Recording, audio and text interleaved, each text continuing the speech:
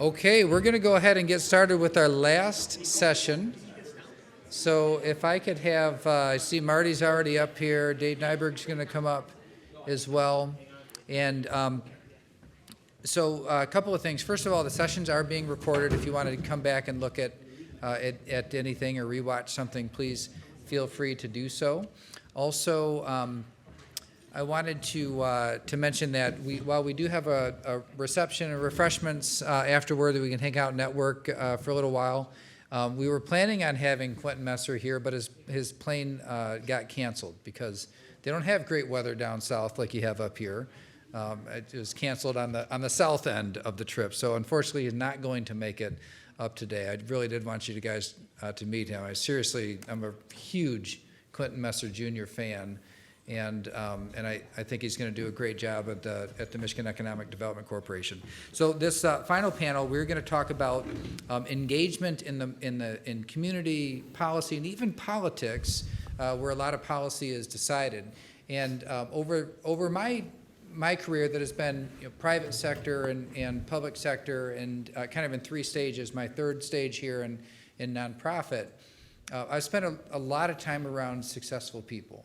And there's one thing that I've found that a lot of successful people have in common is that they engage at a very high level in their communities, including in policy discussions and even in politics. And that, I can't point to a place on the balance sheet or the income statement where your civic engagement in this way shows up, but I'm very confident in saying that it does, that it's important, that you're being a part of driving a discussion and the direction that people, or the direction that things go in your community, because you're one of the people that showed up to do it. And so I wanted to have this discussion here with two people that I know really well, and I know you guys know them well also, but they're in different roles than when I first met them. And so as we talk about how to engage with the system, I thought the first thing to do is maybe have Marty and Dave just talk about the parts of their lives before their current positions, and by way of background, didn't want to assume that people knew. So let's start with Dave. Sure. Thanks, Brian. And we'll try to be brief because I think Marty and I are standing between you and a cocktail maybe, but we'll try to make this interesting, and please ask questions if you have them. My name is David Nyberg. I think I know most of you, but not all of you. Grew up in the UP like Gina, pretty stereotypical, couldn't wait to leave, left, went and spent about 11 years down in the East Lansing area and did law school down there. And I worked in the legislature for a while in various roles, and then I was a lobbyist for a conservation nonprofit about the time I graduated from law school, and really wanted to be here back in the UP. And I had met my wife, then girlfriend, Tracy, in East Lansing, and we had an opportunity to move up to the Marquette area, and we did in 2011. I had the really great honor of working for Rick Snyder and his administration, which is where I really got to know Brian better, and really worked as his liaison to the Upper Peninsula and Northern Michigan. Mark Ponte's here. Mark had that job for a while too, and it really is a role that focuses on, yes, helping the administration achieve its policy objectives, but that starts with building relationships in the region and finding where there's a mutual objective and how to work together with various stakeholders and constituents, and as Rick Snyder would call them, customers. And so that was really a great and a tremendous experience. I worked in the governor's legal division for a little bit, as the liaison to tribal governments, and working on some natural resources matters. So have kind of a personal interest and background in natural resources and law and policy, and I do some volunteer work around that area. But right now I work in Northern Michigan University here, kind of a similar role, but different objective, right? Working on behalf of the university to build partnerships with businesses, with other NGOs and economic development organizations to see how we can work together in advancing the economy of the UP while also creating opportunity for students. So universities, of course, on that supply side of economic development.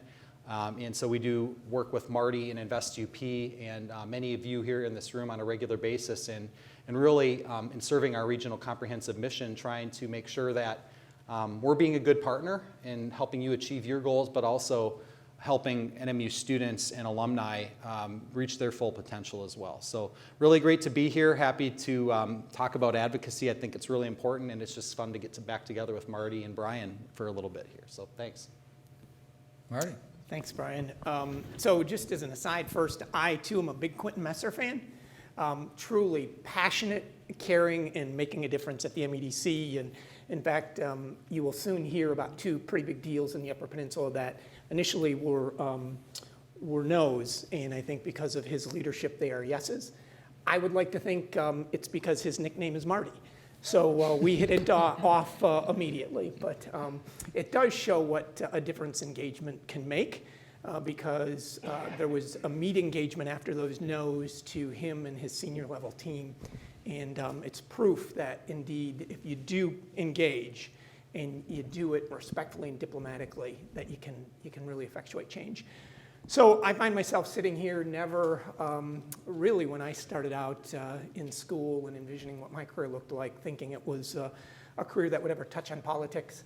I practiced law for 12 years, and as that career was coming to an end, I was reacquainted with a friend who was like a brother to me. I grew up next to Tom Casperson, and our relationship was rekindled. He was kind of the big brother that I always wanted. When there was a fatal log truck accident on M95, I represented the log truck driver who was charged with involuntary manslaughter at the time for killing a mother and her newborn baby. And so Tom was a log truck driver, and so I reached out to him to say, I need somebody with some expertise to tell me from an industry perspective if he was negligent and criminally responsible. And so from that, the logging industry got together, had a task force to ensure that horrible tragedy never repeated itself. And so they devised the crib trailer was one of the recommendations of that task force. And so to require or to carry the same amount of payload, 162,000 pounds, they needed an additional 2 feet of length on the back end of the truck. So no more weight, just hauling it differently so that the logs were encased in a crib, essentially. And so they had conversations with MDOT, and a bureaucrat told Tom, we're not going to license this, and if you don't like that fact, go change the law. And so Tom was so offended and motivated by that comment, he did just that.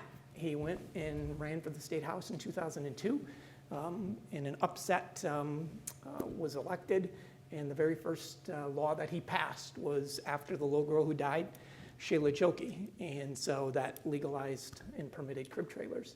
So I think it's a really good example, Brian, of indeed you can make profound change, but I think as we talk, you don't need to be a state legislator to do it.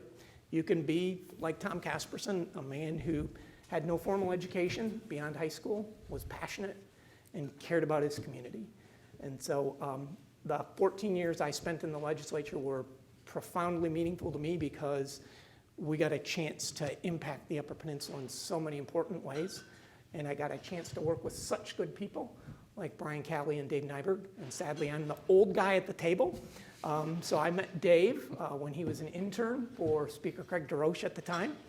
And I met Brian Calley in his first year when he was elected to the House. And he was the minority vice chair of banking. And at that point in time, I was in House policy. And so Brian would have been the ranking member of that committee. And I was trying to advise a banker on what good House policy was. So not the easiest position to be in, but as he is here, was always just so kind and led with just a charitable approach. So it's great to be back with them both. You're very kind. Actually, I kind of forgot I was on that committee. With good reason, because of the policy advisor. Yeah, my private sector career was in banking, 10 years in banking before I ran for office. And in kind of a similar origins story where it was, a friend of mine was on the county board of commissioners. I didn't even know what a commissioner was. I paid attention to other types of politics, but not local. And she said, we need to revamp the accounting system in the county, and we don't have any accountants or people with formal financial training on the board. You ought to think about running for office. And I thought, well, maybe I will. I didn't even know who my county commissioner was. at the time. And but that's when I decided to run. The guy who was in office was waiting for somebody to step up, and he decided to retire at that time. I was unopposed in my primary and general election. I highly recommend unopposed elections, by the way. Highly recommend it as far superior to every other option. But but loved it, like to really be able to make a difference. In that case, serving in office, and then the state was kind of going downhill, and I thought, well, let's straighten out the county. Let's go straighten out the state, and found out that the state was much trickier. But when I'd met the two of you in the caucus in different fashions in that way, there's a you really get a sense for the intensity of constituent engagement and where the real ideas, insight into where the problems are and where they come from, and kind of using that to guide the direction. Maybe just some thoughts on good engagement. So my guess is that most people in here aren't going to go out there and run for office, right? That's not what you aspire to do, but you might look at the system and say, I think it ought to be changed. And so if you want something to be changed, what are some ways to take those first steps and engagement so that you can put yourself in a position of influence with those decision makers? Either one. I guess I think of two main categories, right? And this is kind of coming from the perspective of having had worked for a governor, right, and legislator and a caucus leader. So you get engaged with a lot, right, in various ways. And I guess the two categories really are kind of in terms of coalitions, like the Small Business Association of Michigan, for example, or in your individual capacity in the Tom Casperson story. Both can be equally as impactful, and it can be both, right? So many of you might find yourself identifying with, a coalition that you belong to, or maybe you want to create, or in your individual capacity, you have something that really matters to you, and you want to work with policymakers at the local, state, or even federal level to affect change. And I think that it really comes down to relationships, right? I think the core of engagement and effective engagement is at the relationship level, and that goes along the spectrum of establishing a relationship to start, building that relationship over time and sustaining it. But the foundation for relationships, I think you all would agree, is trust. So you don't earn trust right away, and so it's not really the greatest idea to walk into a policymaker's door and say, I demand this, or having an antagonistic approach, and you'd be shocked, maybe not, how often that is the dominant approach. It doesn't work. Bullying doesn't really work. Maybe sometimes, I don't know. But really, I think effective engagement, especially if you're setting yourself up for a positive relationship over time, you're also setting yourself up to being able to react to opportunities that you might not anticipate that will benefit you in the future. And I can think of a couple of examples for that. Of course, having good messaging is always important, so making sure that your messaging is very clear, it's convincing, but I think most importantly, authentic. If you're coming in with an objective and a message that you're clearly a poser, that's not going to work, and people are going to smell that a mile away, right? So I think sticking with what's authentic to the purpose, making sure you feel passionately about it. If you really, maybe you have to ask yourself that, am I advocating for something that I truly want or my organization truly wants or not, and that's going to be very important. And then of course timing and luck always factors into things too. I think we all recognize that those are factors that come into effective engagement.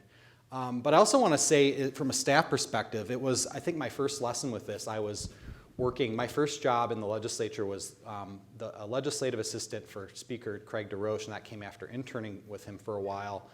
And it was, maybe I shouldn't have been shocked, but kid coming from the UP, I was absolutely astounded at how many different interest groups or perspectives were vying for attention. And so, I kind of had in the back of my mind, oh, the bad special interest, right? You hear it on the radio or on TV ad, and you probably immediately have a negative connotation with special interest. And it still is used in a negative context in campaigns today. Well, there are a lot of really great special interests out there, and many of you probably have multiple special interests that you believe in, whether it's sustainability or climate change or or mitigating the impacts of climate change, or maybe it's a trade association that you belong to, or maybe it's advocating for entrepreneurs and small businesses. And guess what? Everybody has somebody that represents them in Lansing and in the federal level. And so my job was primarily organizing all of these bill requests that came in from lawmakers like Brian Calley. And there's a whole system that, anyway, I don't want to bore you with it, but it's kind of the blueback system. And before a bill becomes a bill, it becomes a blueback, and legislators go and ask for other legislators to co-sponsor it. It gets introduced, and there's a whole cataloging process for it. And that was kind of my educational moment in learning about the legislative process and how it really works. And I guess what I'm trying to say, coming back full circle, is that even lobbyists that were very well compensated and very seasoned, if they're coming in with an antagonistic approach and they're talking to a 21-year-old staffer, probably not going to get as much support. And you would be shocked at how many 21-year-old staffers, how much of an influence they have in the process. As Marty can validate in his experience too. But it really, yeah, I guess I'll leave it there. I could go on, and I know we're going to talk more about this, but it comes down to building relationships, effective messaging that is authentic, and having good timing. I would just add to that. I so agree with Dave that it is about the relationships and the approach.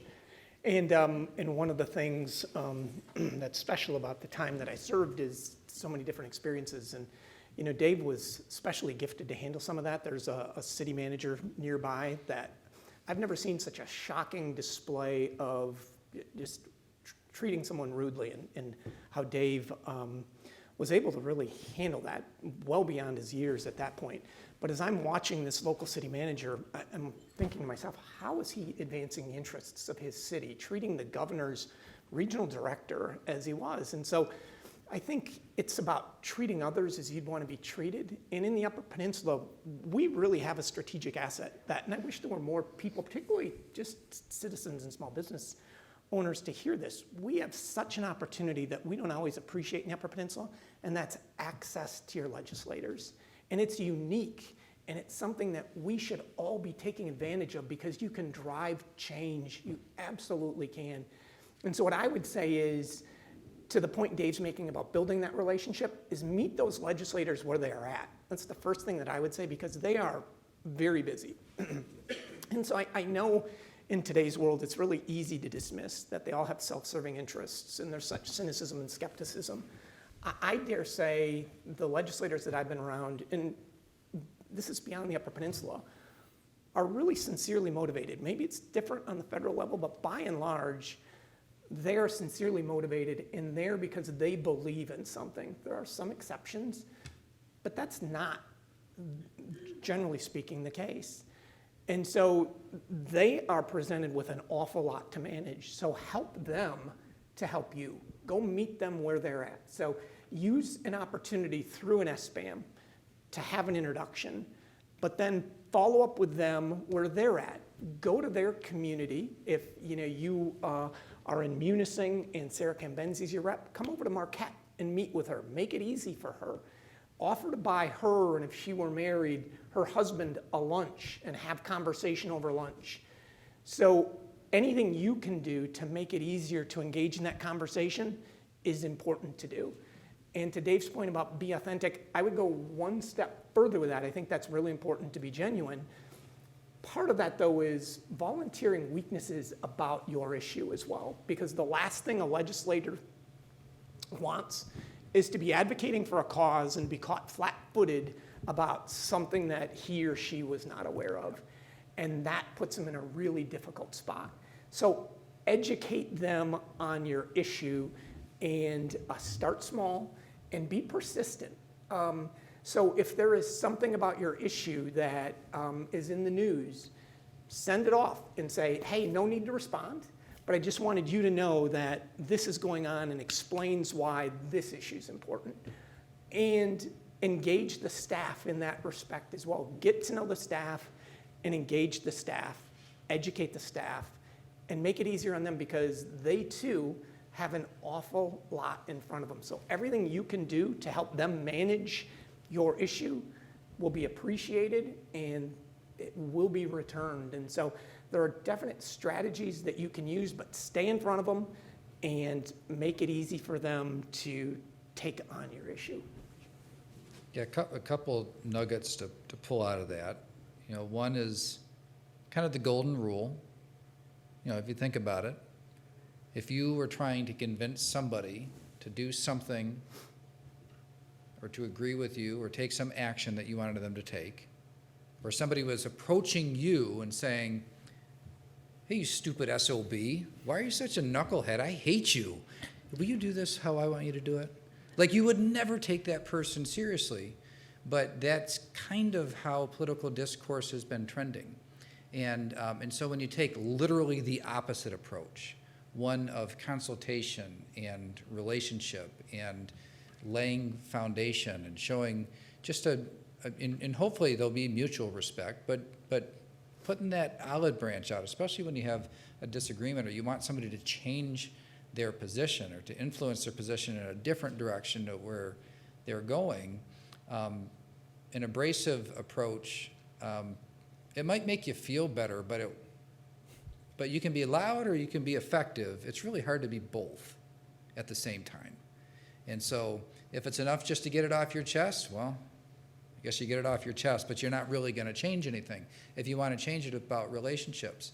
And then speaking into relationships, I always considered it kind of the sweet spot of advocacy when you've set up your representative for success in that you've shared information over a period of time on an issue or some subject matter, so that when it comes up and it's time for them to make a decision, what are they thinking about?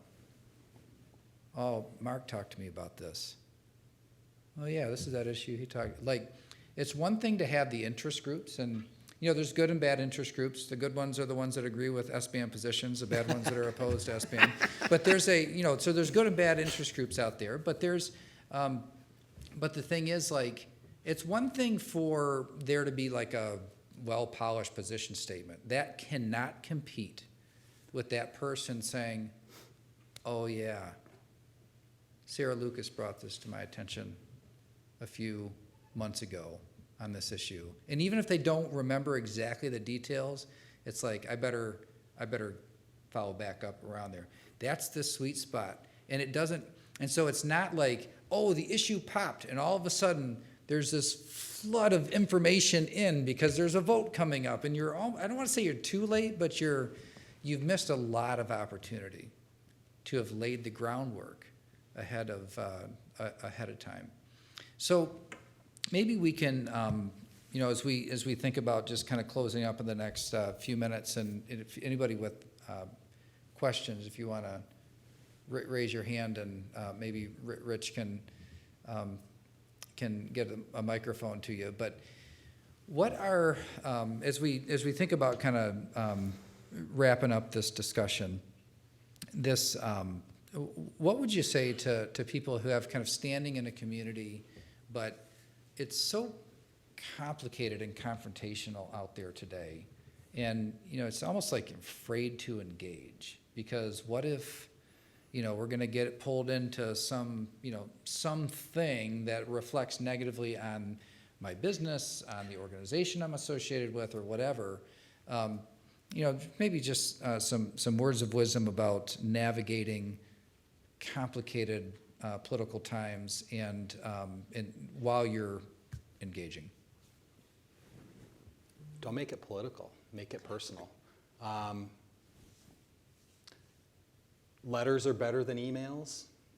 Phone calls are better than letters. Coffee chat or a beer, chat over a beer or coffee is better than a phone call. But to Marty's point, meet the policymakers where they're at. Don't make it burdensome on them. And sometimes even just a text message. If you've been intentional about building that relationship, or maybe it's a longtime friend or whatever, maybe you're on the opposite side of an issue, send a text message and say, hey, I'd like to talk to you about some of the things you might have read in the news, or I'd like to talk to you about where we're at on this issue. It's crunch time, or whatever the case may be. Those are the types of little nuggets that'll really get you, in my experience, will get you really far. And I think I think also just, don't be afraid to follow up even if you've had a bad experience. I had one story that's kind of interesting, and I won't name names or anything, but it was a very high profile issue, very divisive issue that one could call, politically motivated on both sides. I was working for the governor, and we had folks, it was very tense and it was very uncomfortable, and tried not to lose my, we know each other. Kids go to the same schools, go to the same church, let's talk about this. And that moment didn't end the way I think it could have, in a better way, but following up with those people later and saying, well, we have a lot of other common issues to work on. I know you probably might feel bad about what happened. Don't let that relationship slide, even if you don't have a lot in common, because at the end of the day, we all have a lot in common, and in the UP, it's advancing opportunities for the UP, and we're going to have to find a way to find common ground. So I guess make it personal, not political. Brian knows, Marty knows. I really, despite having worked a lot of my career in politics, I really don't like politics for the sake of politics. I like the policy outcomes, and I think most people, when it comes down to the core, that's what it's all about. So I don't know. That's my perspective on that question. Yeah, I would. I think Dave touched on it at the very end, and I would say, as he talks about make it personal, I would say make it about the policy. And like Dave, I wasn't in it for the politics. The politics didn't interest me at all. And I think the unfortunate thing that's facing us today, to your point, Brian, about you're worried about engaging, we're losing. Those of us who don't engage right now, we are absolutely losing, and we're losing to the fringes on both sides. And so it's leaving those of us who want to advance policy and champion change and solutions, it's leaving us out. And so until we take it back, we're going to continue to lose. So Chuck Colson always says, politics is downstream of culture. And it's absolutely true, and that's where culture is at. And we're culture. We have to take it back. And it's up to us to advance the policy, and it's up to us to advance the opportunity and the solution. And I can tell you, Tom Casperson, truck driver from Escanaba High School, passed 118 public acts into law.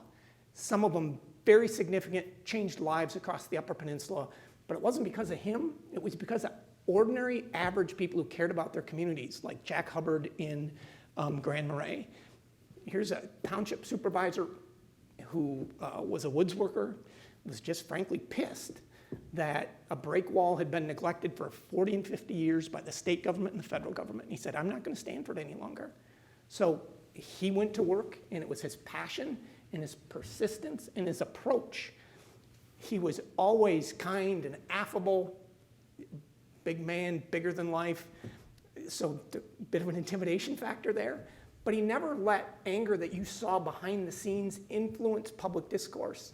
So one man, I would venture to say, saved a community because he secured the funds to rebuild the break wall, including federal funds.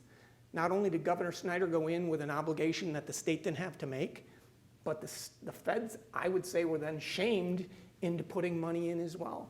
So I can go on with example after example that ordinary people like us can effectuate real change if you get engaged.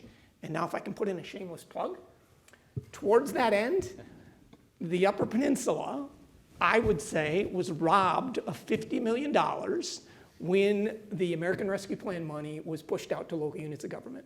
So we now have a proposal before the legislature and the administration to put $50 million into a regional fund.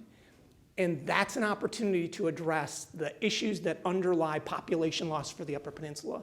So there are 20 House members, there are 4 senators, there's 6 department directors, there's 2 office directors, there's chiefs of staff Countless up here staff. Tomorrow. So every one of them that you see, here's your chance to engage and say, put $50 million into the regional fund and make it right. So Can I add to that real quick too? But don't start with "Hey, knucklehead." No, that's a really good segue, and we probably should have just ended there, but I can't help myself. Marty's got a really good point. There are going to be a lot of opportunities for engagement in the next couple days, starting with this event right here today that SBAM and Operation Action UP are hosting.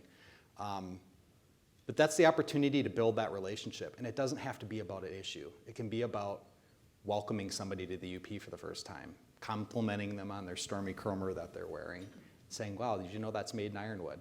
I met Gina yesterday.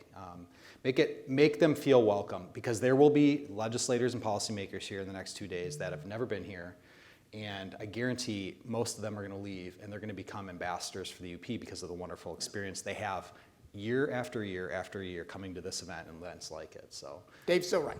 Say, beautiful Stormy Cromer, but hey, we'd really like to keep Stormy Cromer here, and the way we can do that is with $50 million. good point.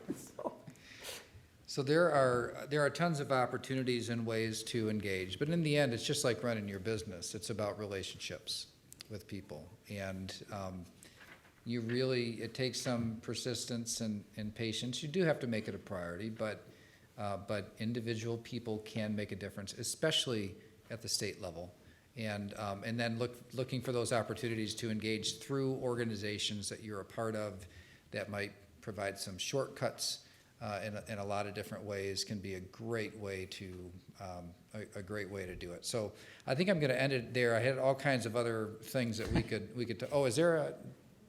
Okay. Okay. All kinds of other things that we could have talked about, but I want to make sure that we can, people can have time just to socialize as we close down the day. So thank you to Marty and Dave for joining us. Thanks, and Brian. Rich, if you have a few parting thoughts. First of all, can we give these guys a hand? They've served us. They both served the Upper Peninsula very, very strongly for a lot of years. As you can see, they've got some passion about what they feel and what we can do as individuals to impact policy. So don't be afraid to put your arm around a representative and talk about $50 million. On your tables, you have these table tents, and on there is a QR code, and we weeded the crowd down, so your opportunities to win $50 are getting a lot better. We just ask that you go in and fill out that questionnaire for us. The feedback is important. As you know, today was a much different day than what we normally have for Operation Action UP. Our hope is to get much more engaged with the business ownership across the Upper Peninsula and empower them, educate, and bring content to them to help them be successful and help the UP be more successful. So we're getting closer and closer with SBAM in making that connection to the Lower Peninsula and bringing those resources up here, getting the opportunity to chat with somebody like Brian, who has a seat at the table because of his position with Smith or with SBAM, to sit down and talk with the governor and those kinds of things. So we want to make sure that we're leveraging that kind of stuff on behalf of the Upper Peninsula. And I'm lucky Gina is on our board, Mark, Liz.